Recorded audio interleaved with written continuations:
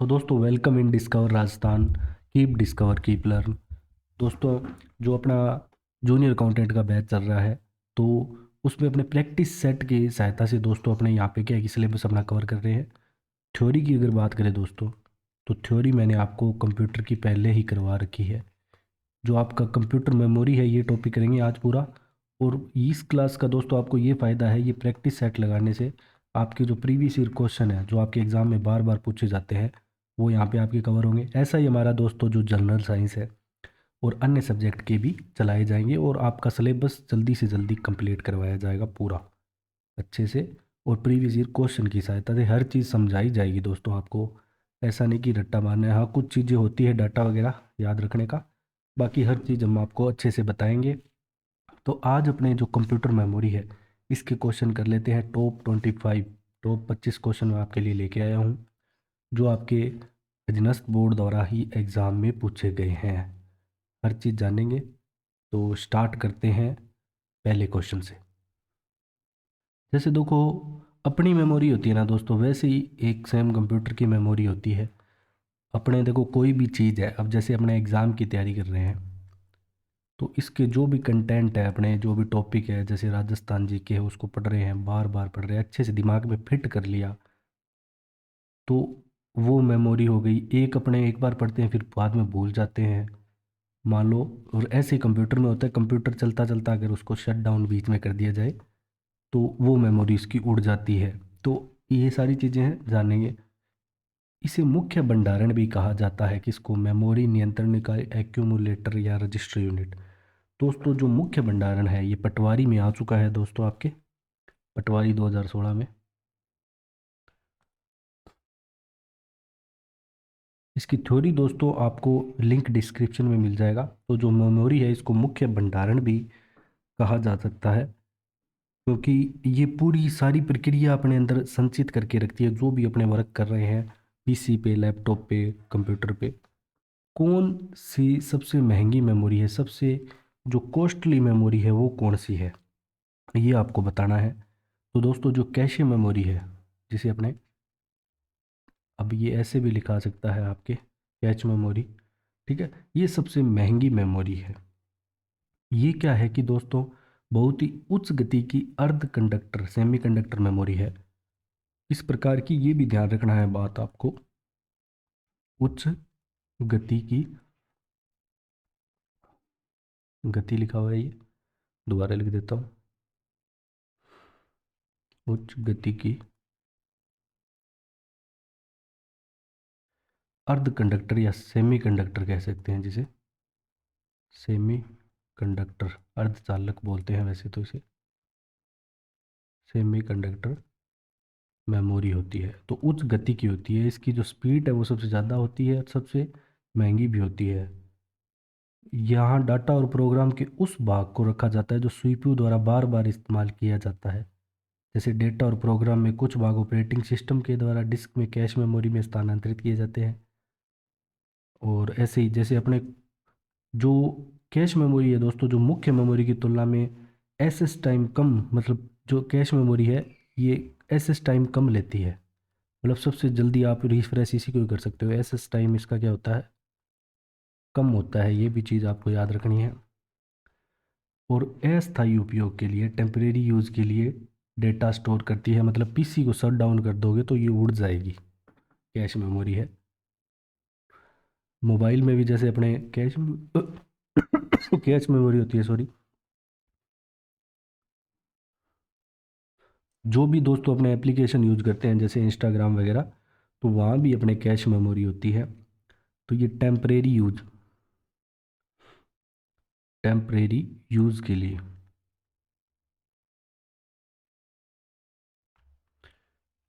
Temporary use के लिए है। एक ये चीज़ ध्यान रखनी है, जो ऐसे प्रोग्राम को स्टोर करती है जो छोटी अवधि के लिए यहाँ पे स्टोर हो रहे हों, और इसकी सीमित क्षमता होती है, और ये बहुत ही महंगी होती है। तो सबसे महंगी मेमोरी आपके कैश मेमोरी है, ये ध्यान रखना मोस्ट इम्पोर्टेंट है दोस्तों। ये बड़ा क्वेश्चन बहुत ज़्यादा इम्पोर्टेंट है, इस क्वेश्चन को आप ज़रूर अच्छे से करके जाना। अब अपने चलते हैं क्वेश्चन नंबर 3 पे। नेक्स्ट क्वेश्चन, क्वेश्चन नंबर 3 क्या कहता है कि निम्न विकल्पों में कौन सा भंडारण उपकरणों के उनकी भंडारण क्षमता, स्टोरेज जो उनकी कैपेसिटी है, स्टोरेज कैपेसिटी के संदर्भ में बताना है कि कौन सा क्रम यहाँ पे सही है।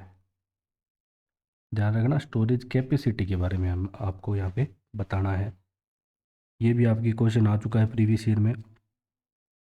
तो कैपेसिटी सबसे ज़्यादा सेकेंडरी मेमोरी की होगी, इसमें जो आपके हार्ड डिस्क वगैरह आती है। प्राइमरी मेमोरी में दोस्तों आपके रैम वगैरह आ जाती हैं, ठीक है, इसमें आपकी हार्ड डिस्क आ गई, ये सारी आपकी सेकेंडरी मेमोरी है। और कैश मेमोरी के सबसे कम होता है। तो ये सही क्रम है भंडारण का। सबसे ज़्यादा यहाँ पे स्टोरेज जो क्षमता कैपेसिटी की बात करें तो द्वितीयक मेमोरी की ज़्यादा होती है। सिंपल सी बात है, और इसको अच्छे से ज़रूर याद करके जाना। फिर अपने बात कर लेते हैं दोस्तों, कैशे मेमोरी किन दोनों के बीच का कार्य करता है। तो जो कैशे मेमोरी है ये किन दो कंपोनेंट के बीच काम करती है।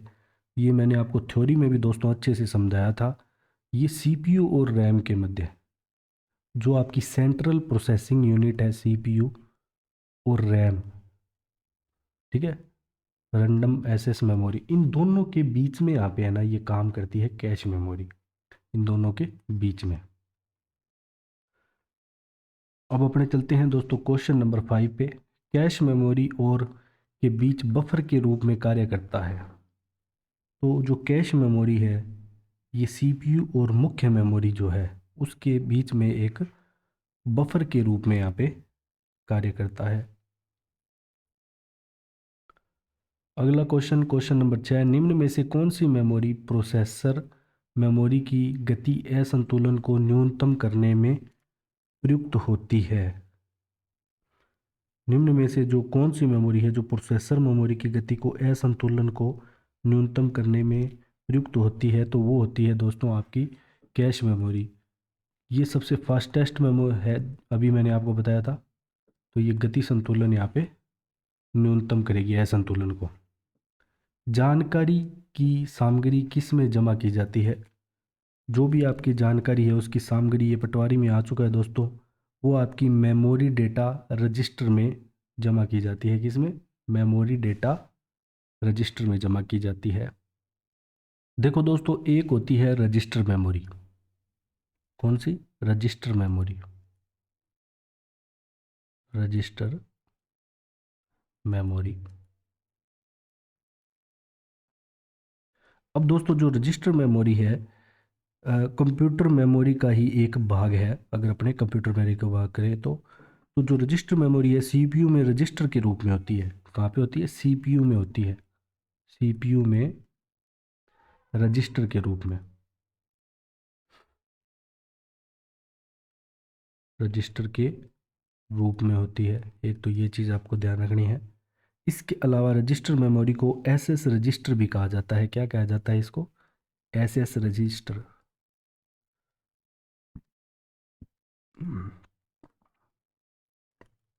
इसके अलावा दोस्तों जो रजिस्टर मेमोरी है कंप्यूटर की सबसे छोटी और सबसे तेज़ मेमोरी होती है। अगर आपसे पूछ ले कंप्यूटर की सबसे छोटी व तेज़ मेमोरी, 1 सेकेंड, कंप्यूटर की सबसे छोटी व तेज़ मेमोरी, छोटी व तेज़ जो मेमोरी है आपके, वो हो जाएगी कौन सी? आपकी रजिस्टर मेमोरी। इसके अलावा दोस्तों जो रजिस्टर मेमोरी का साइज है 16, 32 या 64 बिट होता है। साइज देखो अभी जो भी अपना ऑपरेटिंग सिस्टम है इसमें तो अपने पूछते हैं कि कितने बिट की आपके जो भी सॉफ्टवेयर डाउनलोड करते हैं, कभी 32 बिट के लिए करते हैं। तो 16, 32 और 64 बिट इसका साइज होता है, ध्यान रखना, ये भी इम्पोर्टेंट चीज़ है। सीपीयू में दोस्तों कोई डेटा स्टोर नहीं होता। रजिस्टर मेमोरी आकार में बहुत छोटी लेकिन सीपीयू द्वारा बार बार इस्तेमाल होने वाले डेटा निर्देश है या मेमोरी के एड्रेस को अपने अंदर स्थायी रूप से स्टोर कर लेती है। अब जो रजिस्टर मेमोरी है ना वो भी आगे आपकी दोस्तों 2 टाइप की हो जाएगी। रजिस्टर मेमोरी कितने टाइप की? 2 टाइप की हो जाएगी आगे। कौन कौन सी? एक तो आपकी मेमोरी एड्रेस रजिस्टर, एक तो हो जाएगी मेमोरी एड्रेस रजिस्टर, एक दोस्तों आपकी हो जाएगी memory buffer register, memory buffer register. ठीक है। अब कंप्यूटर में एड्रेस को बार बार जैसे ये स्टोर कर लेती है तो सिंपल सी वही चीज़ें हैं। और बफर की बात करें तो ये मेमोरी डाटा रजिस्टर भी इसे कहते हैं, और तत्कालिक एक्सेस स्टोरेज में ट्रांसफ़र के लिए डाटा को स्टोर करता है। इसमें क्या है कि दोस्तों जो मेमोरी एड्रेस रजिस्टर है, मेमोरी एड्रेस की ही कॉपी होती है, एक बफर के रूप में कार्य करता है जो प्रोसेस और मेमोरी इकाइयों को प्रोसेसिंग करने में मामूली अंतर से प्रभावित किए बिना स्वतंत्र रूप से कार्य करने की यहाँ पे अनुमति ये देता है। कौन सा? Memory buffer register. मेन तो आपको इसमें दोस्तों क्या याद रखना है, देखो सिर्फ रजिस्टर मेमोरी याद रख लेना, सीपीयू में रजिस्टर के रूप में होती है, एसएस रजिस्टर भी बोलते के रूप में भी, और कंप्यूटर की सबसे छोटी व तेज मेमोरी, ये इंपॉर्टेंट पॉइंट है। कंप्यूटर की सबसे छोटी व तेज मेमोरी होती है, साइज 16, 32 और 64 बिट, ये ध्यान रखना इंपॉर्टेंट है। इसके अलावा इसके दो टाइप याद रख लेना बस, मेमोरी एड्रेस रजिस्टर, मैर, ठीक है, एक हो जाता है M B R, M B R, एक एम ए आर, एक एम बी आर, ए के बाद क्या आता है? बी आता है। और जानकारी की सामग्री मेमोरी डेटा रजिस्टर में, किस में? मेमोरी डेटा रजिस्टर में जमा की जाती है। अब अपने चलते हैं दोस्तों अगले क्वेश्चन पे। कम समय में किसी को तथा कहीं टू एंड फ्रॉम से बड़ी मात्रा में स्थानांतरित करने के लिए कौन सी तकनीक अधिक पसंद की जाती है? तो ये की जाती है आपकी दोस्तों कौन सी? डीएमए, डायरेक्ट मेमोरी एसेस,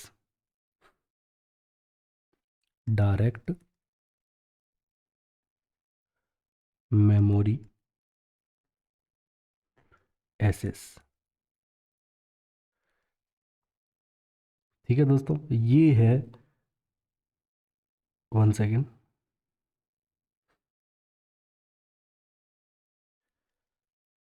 अब जो बड़ी मात्रा में स्थानांतरित करने के लिए डीएमए तकनीक अधिक पसंद की जाती है, ध्यान रखना, ये तरीका है जिसमें दोस्तों इनपुट आउटपुट डिवाइस को मुख्य मेमोरी से बिना सीपीयू को शामिल करे डाटा भेजने या प्राप्त करने की अनुमति दी जाती है। और इस प्रकार सीपीयू में सम्मिलित न होने की वजह से संपूर्ण प्रक्रिया तेज हो जाएगी। देखो बाकी जो काम हो रहा था अगर सीपीयू के पास पहले जाएगा तो वो टाइम ज़्यादा लगेगा। ठीक है, पहले सीपीयू के पास जाएगा, सीपीयू से आगे भेजेगा। अब इसमें क्या है कि सीपीयू से कोई कांटेक्ट नहीं रख ले, इसलिए ये तेज़ हो रही है यहाँ पे। मेमोरी में कार्यक्रम मतलब प्रोग्राम, ठीक है, ये मेमोरी के प्रत्येक निर्देश के लिए सीपीयू से जाता है। अब देखो कोई भी निर्देश है किस क्रम में जाएगा, सबसे पहले क्या काम होगा? सबसे पहले दोस्तों डाटा फैच होगा,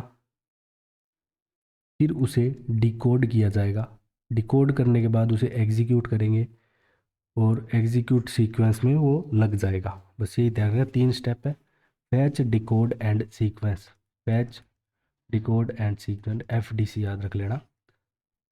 जो निर्देश है इस रूप में यहाँ पे जाएंगे, ये एक साइकिल होता है, पूरा इंस्ट्रक्शन साइकिल बोलते हैं, fetch decode and execute cycle, fetch decode and execute cycle. और ये कोई भी कंप्यूटर की मूल कार्य प्रक्रिया होती है जिसमें मेमोरी से प्रोग्राम निर्देश ग्रहण करता है, मतलब पहले सबसे पहले वो ग्रहण करेगा, फैच मतलब ग्रहण करना, फैच क्या हो गया अपना? ग्रहण करना। फिर उसे डिकोड करेगा, ठीक है, उसको पढ़ेगा, फिर उसको चेंज करेगा, मतलब जो भाषा है कंप्यूटर कौन सी लेता है? बाइनरी भाषा में काम करता है। ठीक है, फिर उसके बाद ये क्या करेगा? प्रोग्राम को एग्जीक्यूट करेगा। क्वेश्चन नंबर 10, सबसे कम मेमोरी साइज कौन सा है? अब देखो दोस्तों ये है आपका टीबी टेराबाइट, ये है जीबी गीगाबाइट, ये है केबी किलोबाइट, और ये है आपका एमबी मेगाबाइट। तो सबसे पहले क्या चलते थे?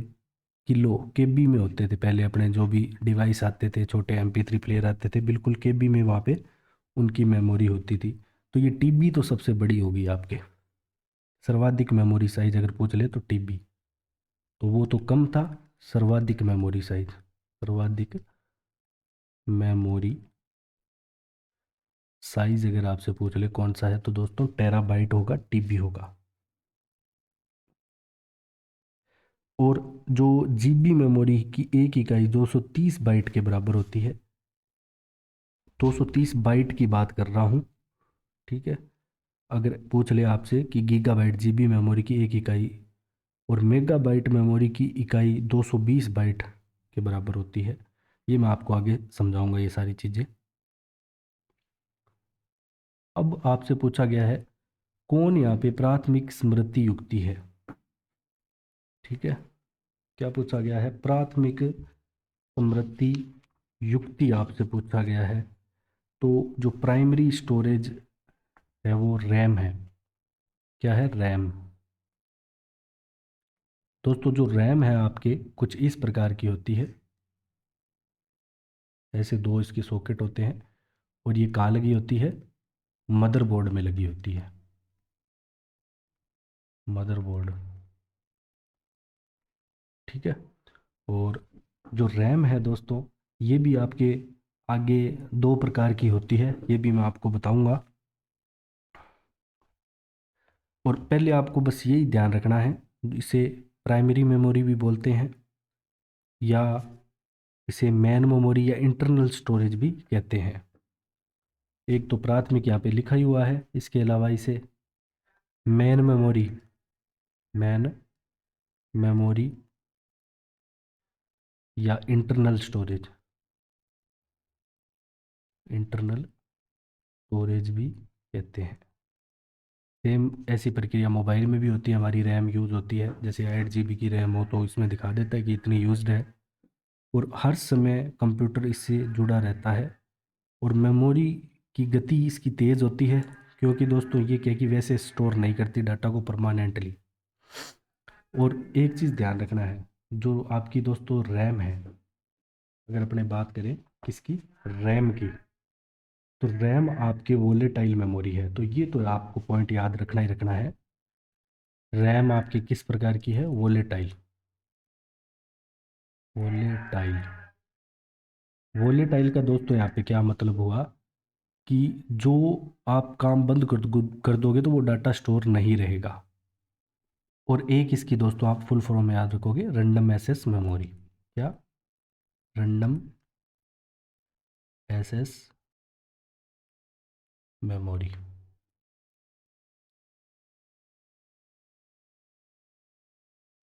और दोस्तों जो आपकी रैम है ये दो प्रकार की होती है, टू टाइप्स, ये भी आपको याद रखना है। पहली तो आपकी हो जाएगी दोस्तों डी रैम, जिसे डायनेमिक रैम भी बोलते हैं। दूसरी आपकी हो जाएगी एस रैम, इसे बोलते हैं आप static RAM. S RAM static, ये डायनेमिक, आगे लिख देता हूँ, डायनेमिक और स्टैटिक, हो गई। अब दोस्तों ये क्या है कि समय समय पे रिफ्रेश होती रहती है, और एस रैम डी रैम से तेज होती है। ये पॉइंट याद रखना, जो एस रैम है आपकी ये डी रैम से तेज होती है, डी रैम से तेज। तो बस ये याद रखना, जो एस रैम है वो डी रैम से तेज होती है।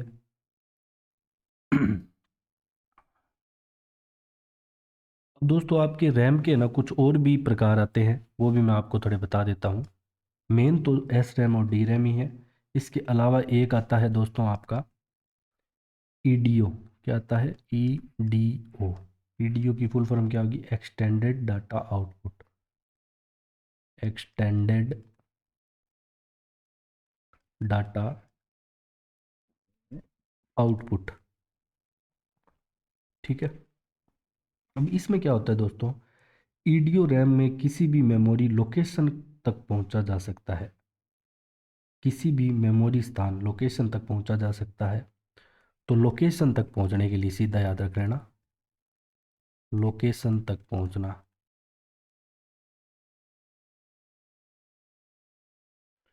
अब इसके अंदर आपके क्या है कि 256 इंफॉर्मेशन बाइट्स लैचेज में स्टोर करता है। अगर ये स्टोर का अगर आपसे पूछ ले तो 256 इंफॉर्मेशन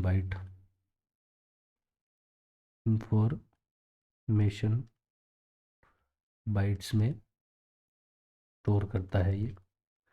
इसके बाद आ जाती है दोस्तों आपकी एस डी रैम। पहले मैंने आपको क्या बताया, एस रैम। तो दोनों चीज़ों में ध्यान रखना अंतर अच्छे से। अब मैं एस डी रैम बोल रहा हूँ, ना कि एस रैम।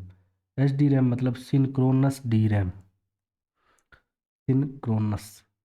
ठीक है, इसको ऐसे भी लिख सकते हो आप हिंदी में, सिंक्रोनस ऐसे ही लिखा आएगा, synchronous D sorry, synchronous D RAM. अब इसमें क्या होता है कि क्लॉक रेट का उपयोग करती है ये रैम। किसका? क्लॉक रेट का उपयोग करती है। फिर एक और आ जाती है आपकी DDR, DDR SD रैम। नाम ऊपर वाला ही है सेम, बस आगे DDR लग गया, SD रैम लिखा गया। ये डेटा का स्थानांतरण घड़ी के दोनों किनारों, on both edges of clock पर करता है, on both edges of clock.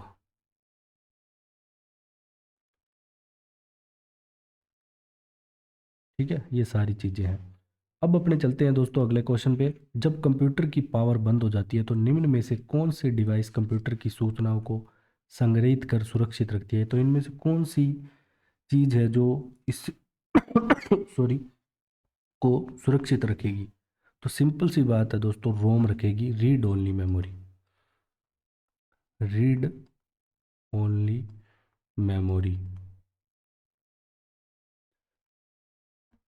Read only memory को अच्छे से ध्यान रखना। और जो रीड ओनली मेमोरी है ये नॉन वोलेटाइल होती है, non volatile.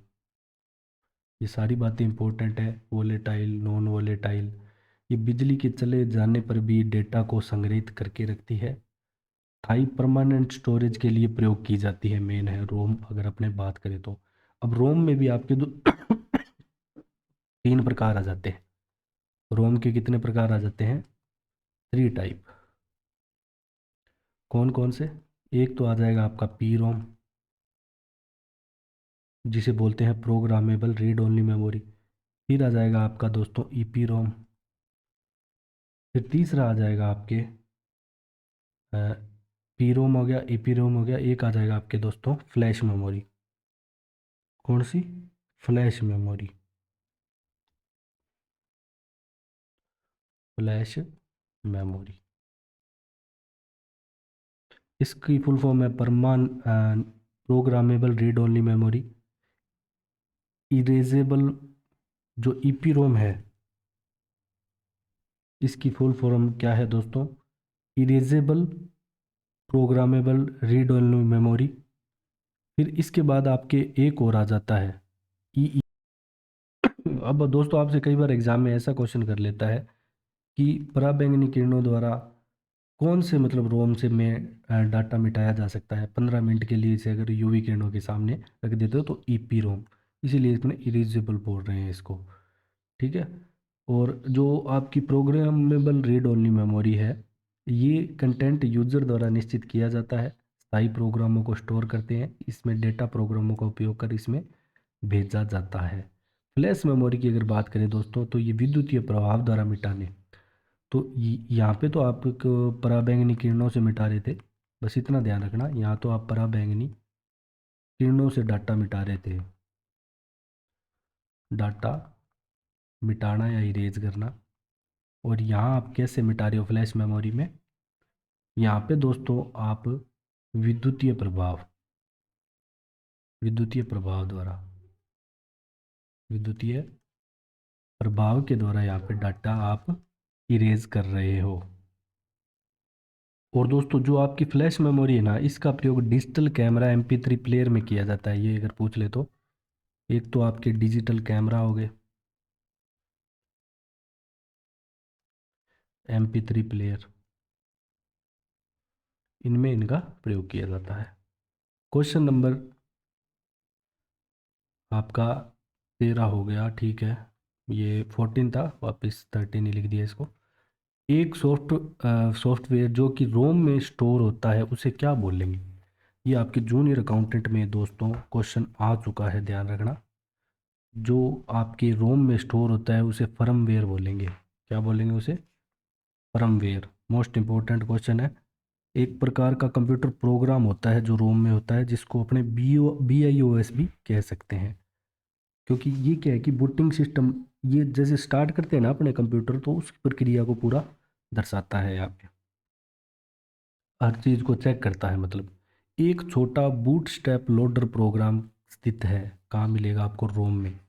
Most important question है दोस्तों, कंप्यूटर अनुदेशक में आपके आ चुका है। मेमोरी सिस्टम संबंधित क्वेश्चन है ये, जो मैंने आपको अभी बताया है, रोम में बूटस्ट्रैप लोडर प्रोग्राम। अब अपने चलते हैं दोस्तों अगले क्वेश्चन पे, क्वेश्चन नंबर 15। एक रिक्त ईपीरोम में होते हैं, जो आपका रिक्त ईपीरोम हो गया उसमें तर्क संगत एक प्रति निर्देश सभी बिट। तो ये दूसरा ऑप्शन यहाँ पे इसके लिए करेक्ट हो जाएगा। और ईपीरोम को क्या बोलते हैं? Erasable programmable read only memory. इसकी फुल फॉर्म जरूर याद करके जाना, erasable programmable read only memory. तो इसको अच्छे से जरूर करके जाएं। और इसके अलावा पराबैंगनी किरणों द्वारा डाटा को मिटाया जाता है, 15 मिनट रखते हैं इसके अल्ट्रा वायलेट रेज में। अब अपने चलते हैं क्वेश्चन नंबर 16 पे। निम्नलिखित में से किस मेमोरी को अपनी सामग्री, कंटेंट जिसे कह सकते हैं, हटाने के लिए पराबैंगनी प्रकाश की आवश्यकता होती है? अभी हमने करके आए हैं दोस्तों, बार बार पढ़ रहे हैं ईपीरोम। तो ये वाला क्वेश्चन इंपॉर्टेंट है, ज़रूर आपको यहाँ पे देखने को मिलेगा।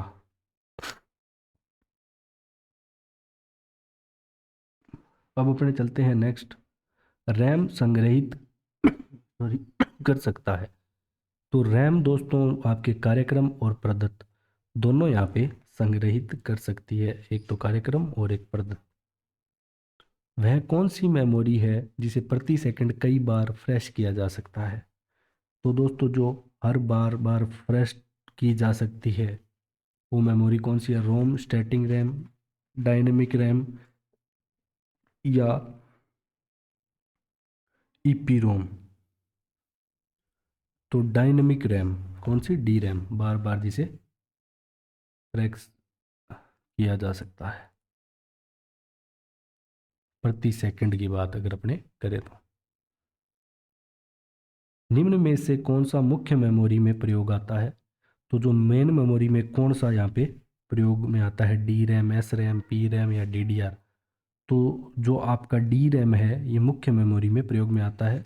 और ये क्वेश्चन आपका वीडियो में आ चुका है ग्राम विकास अधिकारी में, जो अधीनस्थ बोर्ड के द्वारा कराया गया था, तो इसको जरूर करके जाएं अच्छे से। CDR, जो CD है, प्रकार की CD पर डेटा। अब जो भी CD आती है, अपने पहले CD आती थी, आजकल तो पेन ड्राइव वगैरह ये सारी चीज़ें चल गई, तो पहले CD आती थी। अब CD में देखो जो डाटा होगा वो एक बार उसे राइट कर सकते हैं, मतलब एक बार उस पर लिखा, राइट करना मतलब लिखना, लिखा जा सकता है। और कई बार बार बार उसे चला के पढ़ सकते हैं। जैसे मूवी वगैरह आती थी अपने लेके आते तो उसको बार बार देख लेते थे, लेकिन उसमें ऐसे नहीं कि अपने इसको राइट कर ली, राइट करने के बाद दोबारा उसमें नई मूवी इंस्टॉल कर लेंगे अपने, मतलब डाल देंगे, ऐसा नहीं होता था। तो ये ध्यान रखना तुम CD के बारे में। और जो CD है ये आपके सेकेंडरी मेमोरी का उदाहरण है। किसका उदाहरण है? सेकेंडरी मेमोरी का। सीक्वेंशियल डिवाइस कौन सा है इसमें से आपको बताना है, क्वेश्चन नंबर 21। तो दोस्तों जो आपकी मैग्नेटिक टेप है, एक तो मैग्नेटिक टेप और एक आपकी, 1 सेकेंड, जो सीक्वेंशियल डिवाइस है ये आपकी मैग्नेटिक टेप ही है। तो ऑप्शन नंबर 3 इसका दोस्तों करेक्ट हो जाएगा। जो आपकी सीक्वेंशियल डिवाइस है वो क्या है? Magnetic tape. चुंबकीय टेप भी लिखा जा सकता है इसकी जगह। एक ऐसी संग्राहक युक्ति है जिस पर सूचनाएं प्लास्टिक टेप के एक मैग्नेटिक कोट पर संग्रहित की जाती है, और इसलिए इसे क्रमिक स्मृति, मतलब लगातार एक क्रम में ही होती है, उस क्रम में ही आपको देखने को मिलेगी, ऐसे नहीं कि कहीं कुछ कर रहे हो। एच डी रैम से क्या तात्पर्य है, तो अभी हमने जाना था सिंक्रोनस डायनेमिक रैम आपके एच डी रैम कहलाएगी। कौन सी रैम? Synchronous dynamic RAM H D RAM कहलाएगी। ट्रैक तथा सेक्टर मोस्ट इंपॉर्टेंट क्वेश्चन है दोस्तों, बार बार आ चुका है। ट्रैक और सेक्टर किस चीज़ से संबंधित है? जो ट्रैक है और सेक्टर्स है किस चीज़ से संबंधित है? तो हार्ड डिस्क से। ये संबंधित है हार्ड डिस्क के। जैसे दोस्तों आपकी हार्ड डिस्क आती है, आजकल तो अलग टाइप की आने लगी, तो इस हार्ड डिस्क में यहाँ पे बीच में इसके ऐसा एक बना होता था, एल्यूमिनियम और अन्य धातु की चकती डिस्क टाइप पैटर्न बना होता था, जिस पे आयरन ऑक्साइड का लेप होता था। किसका? Iron oxide.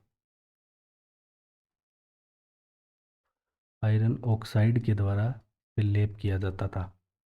तो इसमें जो दोनों स्तरों पर टैक्स और सेक्टर होते थे, तो टैक्स और सेक्टर का जब भी संबंध आप पूछा है, सीधा दिमाग में याद रखना हार्ड डिस्क।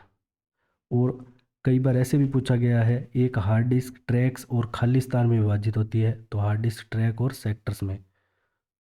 और हार्ड डिस्क के दोनों पक्ष किससे लेपित होते हैं? तो चुंबकीय धातु ऑक्साइड से, जो भी मैंने आपको बताया उससे लेपित होते हैं। एक हार्ड डिस्क को ट्रैक्स में विभाजित किया जाता है और आगे उसे सेक्टर में। तो ट्रैक और सेक्टर जब भी आपके एग्जाम में आए तो हार्ड डिस्क का नाम आपको याद रखना है, हार्ड डिस्क। क्वेश्चन नंबर 24 है, निम्न में से कौन सा हार्ड डिस्क का एक प्रकार नहीं है? अब ये आपके सीईटी में आ चुका है, इंपॉर्टेंट क्वेश्चन है। आपको ऐसे लग रहा होगा कि जो बर्नौली है ये हार्ड डिस्क का प्रकार नहीं है, बल्कि जो सोकली है ये दोस्तों यहाँ पे हार्ड डिस्क का प्रकार नहीं है। तो मोस्ट इंपॉर्टेंट क्वेश्चन है। अगला क्वेश्चन है क्वेश्चन नंबर 25। आपके कथन बताने हैं कौन से सत्य हैं। देखो, जो द्वितीय भंडारण इकाइयाँ हैं इनकी तुलना में प्राथमिक भंडारण इकाइयों का एक्सेस टाइम तेज़ होता है। तो तेज़ तो ऑटोमेटिकली होना है, क्योंकि ये परमानेंट हाई नहीं रख ली, इसलिए इनका जो टाइम है वो सही बात है बिल्कुल। और ये सीक्वेंशियल एसेस करती है प्राथमिक भंडारण इकाइयाँ। तो ये वाला जो पॉइंट है ये दोस्तों यहाँ पे गलत हो जाएगा, सीक्वेंशियल एसेस नहीं करती।